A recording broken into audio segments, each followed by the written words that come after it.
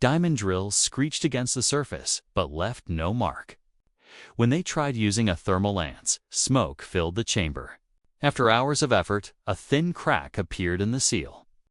A loud groan echoed through the stone, followed by a rush of freezing, foul-smelling air that made the team stagger back. The odor burned their throats and left a metallic taste in their mouths. Once the air cleared, a camera probe was lowered inside. The images it sent back were shocking. The vault was larger than expected, a huge square chamber lined with smooth metal panels that seemed to glow faintly under light. The walls were coated with a black, tar-like substance. Later tests showed it was a mix of bitumen, mercury, and powdered metal materials once used in ancient purification rituals, but never combined like this. Together, they formed a deadly barrier that blocked air and killed bacteria. The builders weren't trying to preserve anything. They were isolating it. As the camera moved along the walls, it revealed human shapes, dozens of them. At first, the team thought they were carvings, but closer examination showed they were real. The outlines glowed faintly under ultraviolet light burned into the metal itself. The figures were human silhouettes fused into the walls, their bodies turned to carbon and calcium by immense heat. Whoever had been inside when the vault was sealed had died instantly, their forms forever trapped in the surface. At the center of the vault stood a stone platform covered in hardened black resin and the remains of burned ropes. Something had once been tied there and set on fire. The resin contained compounds that ignited when exposed to air. It was a sealing material meant to remove all oxygen before the vault was closed. When the team reopened it, the chemical reaction happened again, releasing the freezing vapor that had chilled the air moments earlier. Beside the platform stood a statue of a human figure. Its face was twisted in agony, its hands reaching upward as if clawing toward the ceiling. The stone gleamed with a dark residue that looked wet. The figure's veins were faintly visible beneath its surface, giving it an unsettling, lifelike quality. One of the researchers whispered that it looked newly made, as if the stone had cooled only recently. Suddenly, the camera image flickered. For a few seconds, a dark shadow moved across the far wall, blocking the light.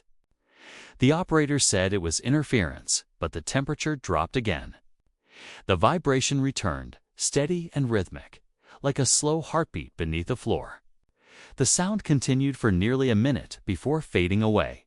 When the probe was pulled out, it was coated in a thin, oily residue. Under ultraviolet light, the material shimmered, then evaporated into nothing. Samples taken for study broke down before they could be tested, their chemical structure unstable and unknown. By morning, fear had overtaken the camp. Some claimed they heard tapping from inside the vault during the night slow, deliberate knocks as if something below was responding. Tools rusted overnight, batteries drained quickly, and the lights flickered whenever anyone stepped near the central pillars. The lead scientist decided to reseal the vault. Within days, the Turkish Ministry of Culture declared the site closed for safety reasons. The lower chamber was filled with clay and reinforced with stone. Officially, it was sealed to prevent collapse. Unofficially, the team agreed it was an act of mercy. The vault was left buried again, just as it had been for 12,000 years. After the closure, the researchers reviewed the recordings and photos. Along the vault's walls, carved into both metal and stone, were lines of symbols written before the final sealing. At first, they looked like scratches, but when light hit them at an angle, they formed a clear pattern. Linguists compared them with ancient Anatolian and Proto-Sumerian scripts. After weeks of study, 3 clear phrases emerged from the markings. We sealed what called from below. It answered through stone. We broke the earth to silence it. These were not prayers. They were records. The builders had left an explanation of what they had done and why. They had found something beneath the earth, something that made sound, released gas, or emitted energy, and they sealed it away to stop it. The evidence supported this interpretation. The burned bodies, the chemical layers, the airtight seal all pointed to one purpose: containment. The people of Göbekli Tepe had not built a temple to worship. They had built a barrier to protect themselves. Whatever they discovered after the Great Cold Age might have been toxic, unstable, or deadly in ways they could not understand. They couldn't destroy it, so they trapped it underground. Many of them died in the process, their bodies fused into the metal by heat. The survivors sealed the vault with fire, mercury, and stone, ensuring it would never open again. Then, above that grave, they built Göbekli Tepe not to reach the gods, but to hide something from them. If this theory is correct, then Göbekli Tepe was not humanity's first temple. It was humanity's first containment site. It proves that 12,000 years ago, people already understood chemistry, isolation, and fear. The world's oldest monument may not celebrate divinity at all. It may mark the place where human beings first learned to protect themselves from the unknown, long before civilization began. Our ancestors' greatest discovery may not have been tools or fire, but the wisdom to bury what they could not understand and never let it rise again. Static electricity interfered with the lights, making them flicker. Tiny droplets of moisture appeared on the walls, forming a thin metallic sheen that shimmered like mercury. According to some technicians, it almost looked as if the stone was breathing. Every flicker of light made the carvings appear to move, bending and changing shape. Fear began to creep into the team. Some dismissed it as exhaustion, but others refused to stand near the pillars anymore. The lead researcher tried to calm everyone, insisting it was just natural vibration and electrical interference. But the pattern in the readings continued, pulsing again and again from under the floor. To find the source, the team decided to remove part of the stone surface between the pillars. The workers marked the strongest points of the vibration and began cutting.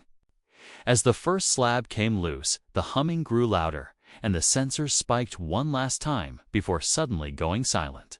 When the dust settled, their lights revealed a dark opening below the entrance to something deeper. The vault itself, when their lights reached the bottom. They saw a massive metallic structure embedded directly into the bedrock. It was square, perfectly smooth, and cold to the touch. The surface reflected light in uneven ripples, as though oil had once filled its seams. It stretched across the entire chamber, much larger than any structure they had ever seen underground. The workers froze in disbelief. This wasn't a natural formation, nor a simple stone vault. It was engineered. Under magnification, the seams looked melted into the rock, fused by extreme heat. There were no hinges or doors, no visible way to open it. It looked less like a container and more like a prison. Deep grooves spiraled across the metal, ending at the center where two open hands surrounded a square filled with tiny carved human figures falling downward. Those same symbols had been seen on damaged tablets found earlier at the site. But here they were, whole and untouched. Some said the hands represented protection. Others believed they were a warning. It took hours before the first attempt to open the vault began. Dozens of carvings covered the ancient stone spirals, suns, and shapes of hands pressed into the surface. But every mark faced downward, not outward. It gave the strange impression that the figures were bowing or submitting to something beneath them. The sight made everyone uneasy. It didn't look like a place of worship. It looked like a warning or an act of surrender. At the center of the underground room stood two tall, T-shaped pillars, even larger than those above ground. Thin, intersecting lines were carved all over them, stretching from the base to the top. When researchers digitally mapped the lines, they discovered that the carvings formed an exact pattern matching the stars and constellations visible around. 10,950 BC, the beginning of the Younger Dryas. The sudden freeze that had nearly destroyed early human life. The accuracy of this alignment left no room for coincidence. Whoever had built the chamber had recorded the sky at the exact moment. Disaster struck the earth. Some scientists believed the place was a memorial to that global catastrophe. Others thought it was something far more serious. The carvings, the sealed stairway, and the strange mercury barrier found nearby seemed less like a remembrance and more like a warning. Some experts even proposed that the people who built Göbekli Tepe had designed this chamber as a vault something, made to contain or protect the world from a dangerous force. Unverified stories from local workers added to the mystery. They claimed that some of the carvings shimmered faintly when touched by moisture, as if covered in a reflective mineral. Under their flashlights, the walls seemed alive, the symbols glowing faintly, almost reacting to light. Members of the team said the experience was deeply unsettling. The entire structure felt defensive rather than decorative. Every feature, the downward-facing carvings, the sealed entrance, and the strange metallic barrier suggested one clear conclusion. The builders were sealing something beneath the ground, not honoring it. What the team did not yet know was that this chamber was only the outer layer of something much older, a vault buried deep within the bedrock below. For a long moment, the group stood in silence, aware that they were the first humans to step into this place since the Ice Age. As their lamps swept across the dusty floor, they noticed something odd under the twin pillars, a layer of stone that didn't match the rest of the chamber. None of them could have guessed that what lay beneath would change everything they believed about human history. They began carefully cataloging each carving and relief. They installed instruments to measure air pressure, temperature, and vibration before digging any deeper. For several hours, everything seemed normal. The readings were steady, the air still, and the walls silent.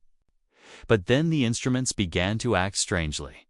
The vibration meters picked up faint tremors that didn't match any outside movement. The signals came in slow, rhythmic bursts too, even to be random. Thinking it was a technical glitch, a technician recalibrated the sensors. But the same pattern appeared again, steady and pulsing, coming from directly beneath the central pillars. Moments later, the temperature began to fluctuate. The air near the floor grew warmer, then suddenly dropped by several degrees. The change was sharp enough to fog the metal casings of their tools.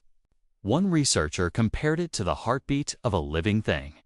Then they began to hear it, a faint humming echoing through the room. It wasn't loud, but the vibration carried through the floor, making the stone tremble under their feet.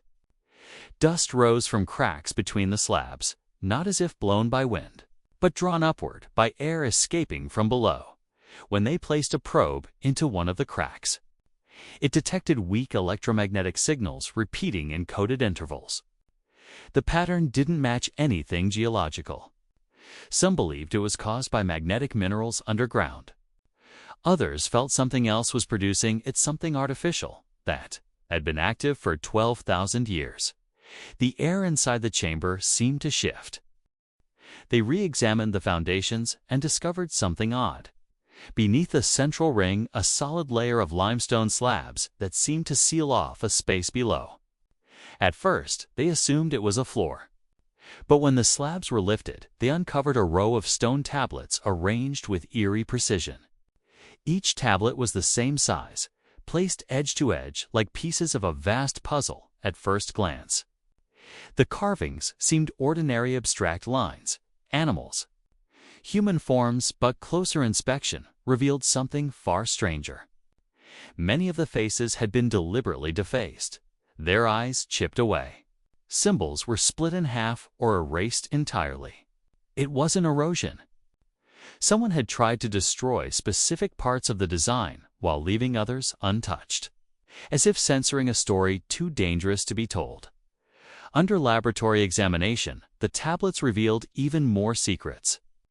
Their surfaces had been subjected to intense heat twice. The second firing left a thin, glassy coating, almost like glaze, sealing the carvings beneath it. Some believed this was an attempt to preserve the images, but others suspected it was meant to conceal something written beneath the stone surface. When imaging tests were performed on fragments, Faint markings appeared below the glaze lines and symbols, unlike any known language. Linguists tentatively compared them to Proto-Sumerian forms, some translating into words like bind, contain, and watch, if those interpretations were even partially correct. The tablets were not art, they were warnings. One fragment drew particular attention, a lone figure standing between two rivers. A short inscription above its head, reading Neg. Some thought it meant the sleepers below. Others dismissed the translation as fanciful. But the phrase lingered, echoing in the minds of everyone who had seen it. Mapping the tablet's arrangement revealed another revelation. Their placement beneath the main ring formed a geometric pattern that pointed directly to a hidden void beneath the temple itself. For years, the theory remained untested, until advanced ground scanning technology confirmed Eta, perfectly shaped hollow chamber buried deep in the rock. The excavation of that void was slow, cautious, and filled with dread. As workers dug through the packed soil, they found evidence of deliberate construction: smooth walls, spiraling cuts, and finally, a staircase descending into darkness. When the first few steps emerged, the air that drifted out was shockingly cold, laced with a metallic temps that made the skin prickle. Some called it the scent of oxidized minerals trapped for ages. Others whispered that it felt too alive, too recent. The descent was claustrophobic and silent. Their flashlights traced grooves in the wall's uniform, precise, impossibly neat for the supposed Stone Age. Halfway down, they hit a barrier, a wall of mud bricks sealed so tightly that it looked designed to last forever. Sensors detected faint traces of mercury seeping between the cracks. Ancient cultures once used mercury in sacred places, believing it to be both a purifier and a curse to trespassers. Whatever lay beyond that wall, its builders wanted it sealed beyond human reach. For 2 days, the team worked to remove the bricks without collapsing the structure. When at last the final layer came loose, a gust of icy air burst upward, so dense it fogged their lights and lenses. The smell was metallic and ancient, sharp enough to sting. They realized they were breathing an atmosphere trapped for more than 10,000 years. Then their lights caught the walls.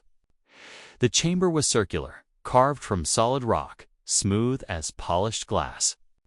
The symmetry was flawless. Symbols etched into the surface glimmered faintly, their meanings lost to time.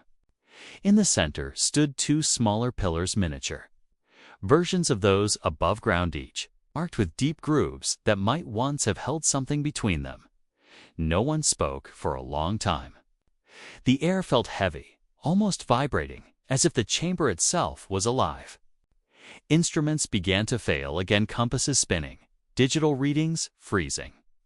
The sense of intrusion grew unbearable, and one by one, the researchers retreated up the staircase, leaving the hollow behind in silence.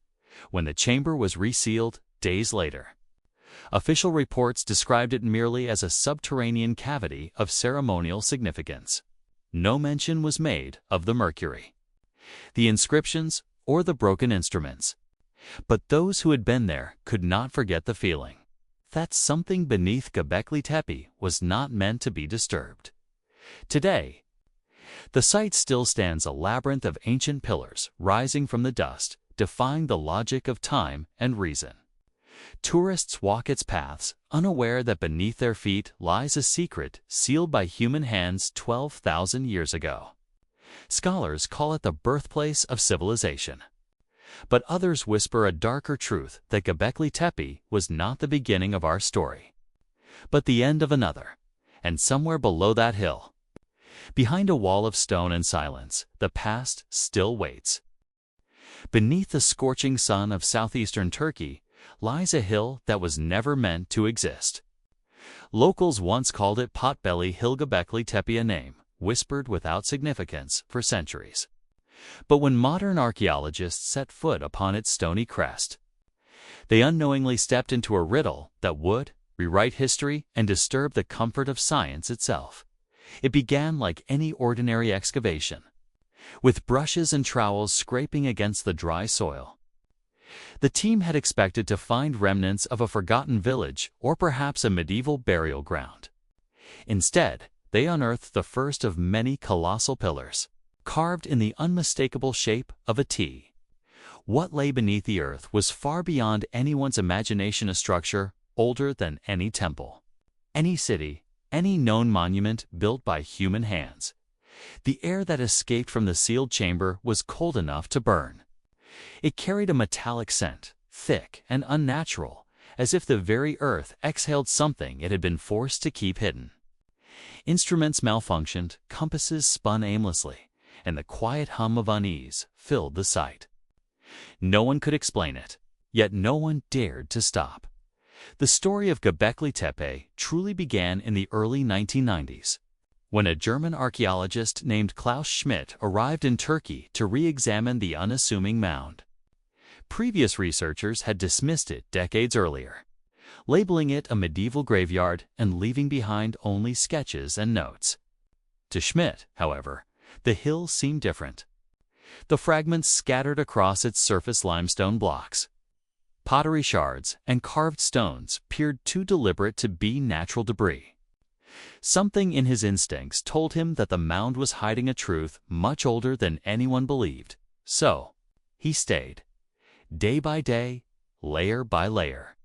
Schmidt's team peeled away the dirt until a great limestone pillar emerged from the ground.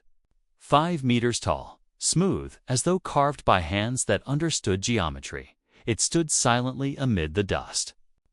Then another appeared, and another, each arranged in a perfect ring.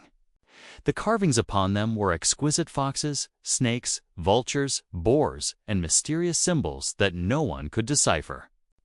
These were not the crude etchings of primitive hunters. They were deliberate, planned, and masterfully executed. The discovery shattered every accepted truth about human civilization when organic samples from the site, charcoal, bone, and soil were sent for radiocarbon analysis. The results stunned the scientific world. The date came back as 9600 BCE. Göbekli Tepe was more than 11,000 years old, predating Stonehenge and the pyramids of Giza by millennia. According to history, humankind at that time were nomads, wandering hunters without permanent homes or complex tools. They were not supposed to build temples. They were not supposed to lift stones weighing 50 tons or carve them with such accuracy. Yet here it stood, proof that someone had done exactly that. The implications were unsettling. If hunter-gatherers had built Göbekli Tepe, it meant civilization began far earlier than historians ever imagined. But if they hadn't, then who had? That question haunted every conversation, every lecture, every late-night debate among archaeologists. Some argued that small bands of early people might have come together for sacred gatherings, their cooperation driven by faith rather than necessity. Others dismissed that theory entirely, pointing out that such precision, scale, and organization required leadership, planning, and technology that no Stone Age group should have possessed. As the controversy deepened, whispers of something older began to surface. Myths from the region spoke of ancient beings, men of stone, who built monuments that touched the sky before being swept away by a great flood. Scholars labeled them folklore, but a few wondered if those legends were faint memories of real events that had long vanished beneath time's dust. Meanwhile, geological records revealed that Göbekli Tepe's construction coincided with a cataclysm known as the Younger Dryas, a sudden ice age that began around 10,900 BCE. Earth's temperature plunged, animals vanished, and early human populations collapsed. Some scientists proposed that the builders of Göbekli Tepe might have been survivors of that global disaster, creating their sanctuary as a tributary warning after the chaos. Others went further. Fringe theorists claimed the site was influenced by a lost civilization, an advanced culture that predated all known history and was wiped out by the same cataclysm. Perhaps, they said, The knowledge of architecture and astronomy at Göbekli Tepe was not discovered, but remembered, though mainstream archaeologists rejected such claims. The site refused to yield to conventional logic. Every new scan, every excavation, only deepened the enigma. The precision of the stones, the symmetry of the circles, and the artistry of the carvings all defied explanation. It was as though the builders had wanted to send a message across millennia, but what that message was, no one could yet read. Years after Klaus Schmidt's death, a new team took up the work, armed with modern instruments and fresh determination.